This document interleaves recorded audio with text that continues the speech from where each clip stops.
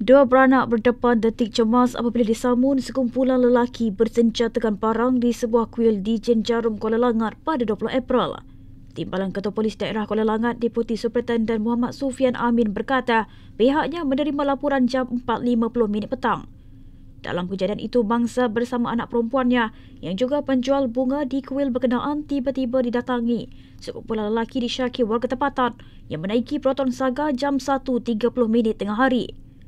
Suspek yang menutup muka dan bersenjatakan parang mengacukan senjata kepada mangsa sebelum menarik rantai emas di leher mangsa lalu melarikan diri. Mangsa kerugian kira-kira RM4,000 namun tidak cedera. Kes disiasat mengikut Seksyen 395 Palang 397 Kanun Kesesaan. Beliau berkata orang ramai dinasihatkan supaya tidak membuat spekulasi yang boleh mengganggu siasatan polis.